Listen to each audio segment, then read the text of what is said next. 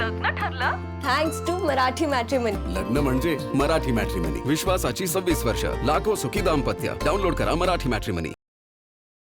33% महिला आरक्षणावरून मोदी सरकारला मोठा झटका. घटना दुरुस्ती विधेयक लोकसभेत पडलं. लोकसभा विधानसभेच्या जागा वाढणार नाहीयेत. लोकसभेत डिलिमिटेशन विधेयकाच्या बाजूनं 298 तर विरोधामध्ये 230 मतं. विधेयक मंजूर होण्यासाठी 2/3 मतं मिळालेली नाहीयेत.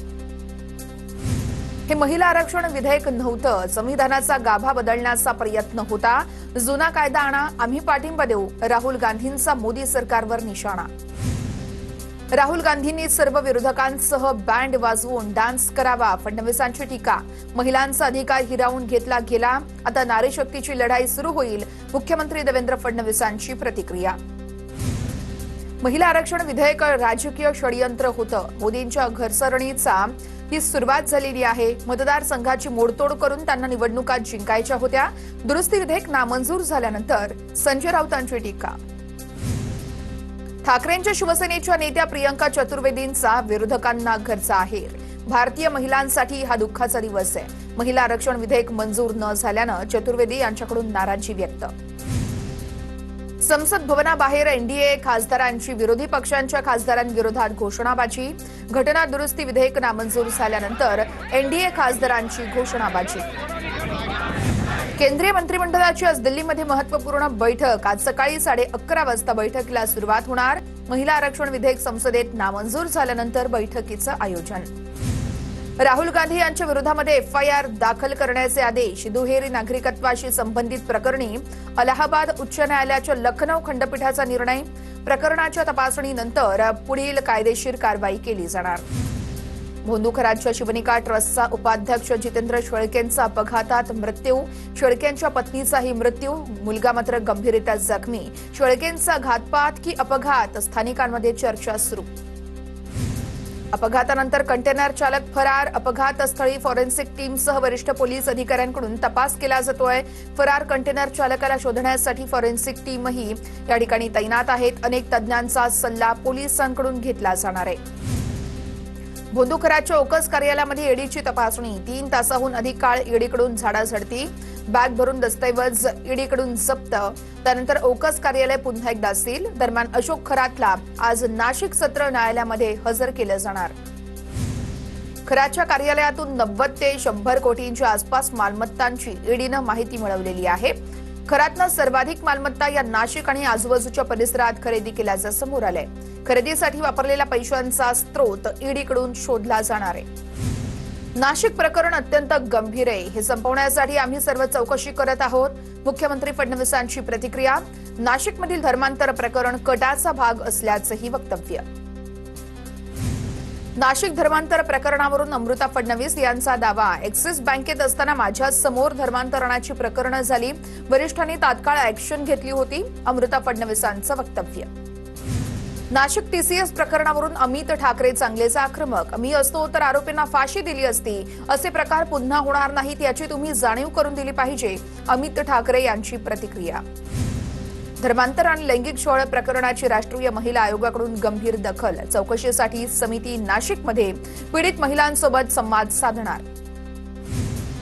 टीसीएस प्रकरणातील फरार आरोपी निदा खानचा अटकपूर्व जामिनासाठी अर्ज. निदा खान गरोदर असल्याची माहिती. नाशिक जिल्हा सत्र न्यायालयामध्ये अर्ज सादर. आज सुनावणी होण्याची शक्यता आहे. निदा खानला 9 एप्रिललाच कामावरून काढून टाकलं होतं. निदा खानचा पती मोईन खान यांची चौकशीत माहिती. निदा खान 2 महिन्यांपासून पतीसोबत मुंबऱ्यात राहत होती. सूत्रांची माहिती. नाशिक पोलिसांकडून निदा खानच्या पतीची यावेळी चौकशी केली जाते. आयटी कंपनीतील धर्मांतरण प्रकरणी आरोपी शफी शेख आणि रजा मेमनला एटीएसनं ताब्यात घेतलंय. आंतरराष्ट्रीय कनेक्शन, टेरर फंडिंगचा संशय आहे. एटीएस आरोपींची चौकशी करणार आहे. नाशिकमधील धर्मांतर आणि महिला अत्याचार प्रकरणातल्या संशयित आरोपींचे सोशल मीडियावरील ग्रुप पोलिसांच्या रडारवरती आहेत.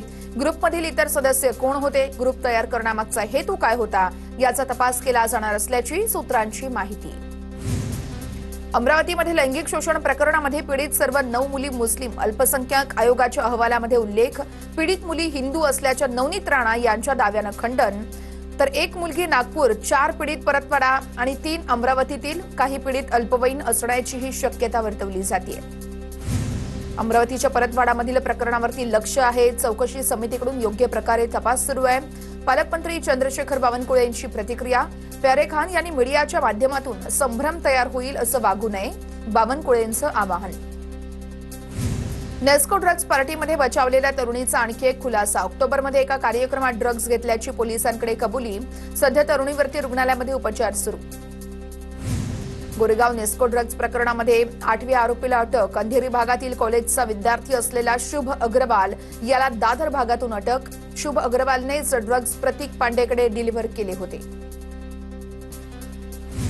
नवी मुंबईच्या कळंबोलीमध्ये रॉयल स्टॅग बूम कॉन्सर्टला सिडकोचा नकार. सामाजिक कार्यकर्ते प्रशांत रणवरे यांच्या तक्रारीनंतर प्रशासनाची कारवाई आहे. स्थानिक नागरिक आणि नेत्यांचाही यावेळेस विरोध होता. विधान परिषदेसाठी मविया नेत्यांनी बसून निर्णय घेणं आवश्यक आहे. काँग्रेस प्रदेश अध्यक्ष हर्षवर्धन सपकाळ यांचं वक्तव्य. उद्धव ठाकरे विधान परिषदेवर जाणार असतील तर आम्ही पाठिंबा संदर्भात निर्णय घेऊ असंही केलं स्पष्ट. विधान परिषदेसाठी उद्धव ठाकरे हे उमेदवार असतील, ठाकरे जर का उमेदवार असतील तर निवडणूक बिनविरोध होईल अशी माझी माहिती आहे. संजय राऊतांची प्रतिक्रिया. या संदर्भातली भूमिका राज्यात बसवू न ठरवू असंही वक्तव्य. विधान परिषदेसाठी उद्धव ठाकरेंनी फॉर्म भरला तर आम्हाला आनंद होईल. मी उद्धव ठाकरे यांना विनंती करतो की ताबडतोब फॉर्म भरा. संजय राऊत यांच्या वक्तव्यावरती ठाकरेंच्या शिवसेनेचे नेते चंद्रकांत खैरे यांची प्रतिक्रिया. मसाजोग ग्रामपंचायत बिनविरोध नाही. अर्ज माघारीची मुदत संपली. अश्विनी संतोष देशमुख आणि स्वरूपानंद देशमुख यांच्यामध्ये होणार लढत. सरपंच संतोष देशमुख यांच्या हत्येनंतर होणार आहे सरपंच पदाची पोटनिवडणूक. 28 तारखेला मतदान आणि 29 तारखेला निकाल लागणार.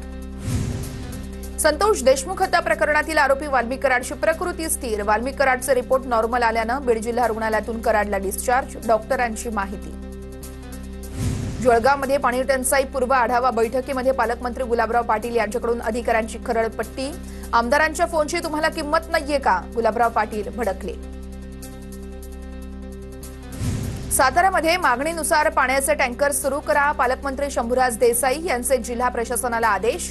साताऱ्यातील 17 गावं आणि 99 वस्त्यांवरती टँकरनं पाणी पुरवठा सुरू. टंचाई आढावा बैठकीमध्ये पालकमंत्री शंभूराज देसाई यांची माहिती. सातारा जिल्हा परिषदेच्या पहिल्याच सभेत गोंधळ. शिवसेना सदस्याला अभिनंदन ठरावावरती बोलण्यापासून रोखल्यानं मोठा गोंधळ झाला. राज्यातील गौण खनिज साठ्यांचे दर 3 महिन्याने ईटीएस प्रणालीद्वारे सर्वेक्षण केलं जाणार आहे. महसूल मंत्री चंद्रशेखर बावनकुळे यांची ही माहिती आहे. गौण खनिजाचे अवैध उत्खनन आणि चोरी रोखण्यासाठी शासनानं मोठा निर्णय घेतलाय. मुंबई महापालिकेमध्ये ठाकरेंच्या नगरसेवकांवरती अन्याय. ठाकरेंच्या शिवसेनेचे नगरसेवक अंकित प्रभू यांचा आरोप आहे. फक्त 25 लाखांचा निधी दिल्याचा अंकित प्रभू यांचा हा आरोप आहे.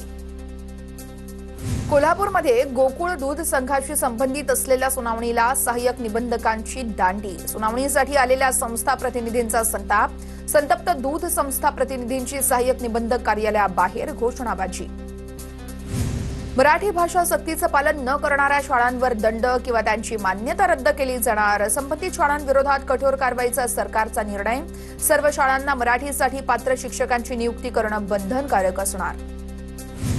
महाराष्ट्रामध्ये पुढील 4 दिवस उष्णतेच्या लाटेचा इशारा. कोकण, मध्य महाराष्ट्र, मराठवाडा, विदर्भाला तापमान वाढीचा इशारा. तर मध्य महाराष्ट्र आणि मराठवाड्यामध्ये अवकाळी पावसाचाही अंदाज. सोलापूर जिल्ह्यातील मोहोळमध्ये गारपिटीसह अवकाळी पाऊस. मोहोळ आणि उत्तर सोलापूर तालुक्याला पावसानं झोडपलं. उकाड्यानं त्रस्त झालेल्या नागरिकांना काहीसा दिलासा. लग्न ठरलं थँक्स टू मराठी मॅट्रिमनी. लग्न म्हणजे मराठी मॅट्रिमनी. विश्वासाची 26 वर्ष. लाखो सुखी दाम्पत्य. डाउनलोड करा मराठी मॅट्रिमनी.